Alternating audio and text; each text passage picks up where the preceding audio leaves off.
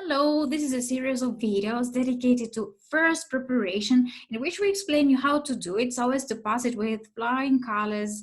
Do you know the expression with flying colors? To pass an exam with flying colors means to do it very successfully. This is part 3 of the reading and use of English paper, where you have to change the form of the words given so as to make them fit into the gaps. Now, how shall we do it? First, read the whole text carefully. Many people skip this step. They find it unnecessary. However, the context of the text will help you to choose words with adequate meanings. This text is about an event where people of all ages with families participated in group cycling. Then look carefully at the words that go before and after the gap. Now you need to decide what type of word is missing, whether it is a noun, an adjective, a verb, or an adverb. In gap 0, which is an example, the missing word is an adjective. How do we know it? Because the word that goes after the gap is a noun, and there is a word that goes before the gap, which is an article. Here we need to say in what kind of way. So here we need to use an adjective because the missing word before a noun is usually an adjective.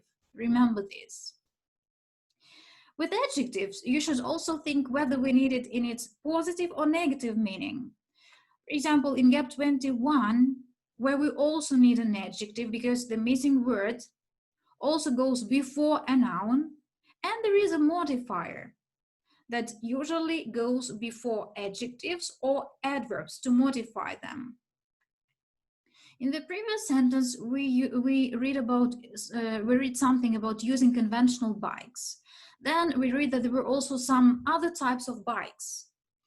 That is, some other types of bikes which were not conventional. Later we read that these were one-wheelers, five-wheelers. Can you imagine a bike with one wheel or 5 wheels? Is it usual? No, it isn't. So we need to use the adjective usual in its negative meaning. How can we make a word negative? We normally do it by adding a negative prefix. In this case, the negative prefix is unusual. There were also some rather unusual bikes on display. Now, if the missing word is a noun, here you need to think whether it is countable or uncountable, singular or plural. For example, in gap 18, the missing word is a noun because there is an article and the noun is missing.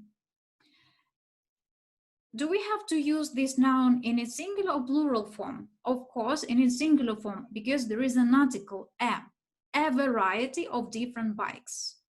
However, in gap 24, where we also need a noun, why? Because look, they also provided as to how people could substitute the bike for the car. So here we need to say that they also provided something. It is a noun. What's the noun from the verb suggest? It is suggestion. Is it countable or uncountable? It is countable because we can say 1 suggestion, 2 suggestions, 3 suggestions. But do we need to use it in its plural or singular form? Let's see. Let's take a look at the words before the gap. Look, we need to use suggestion in its plural form here. Why? Because if we had to use it in its singular form, there would be an article. For example, they also provided a suggestion, but there isn't a. That's why we need to use it in its plural form, suggestions. They also provided suggestions as to how people, etc. Be careful because sometimes you need to make more than one change, and be careful with the spelling because changes may also involve spelling changes. This part is to do with word formation, and in our classes we practice making new words all together, and it is fun. So come to us and join in the fun. Thank you. Goodbye.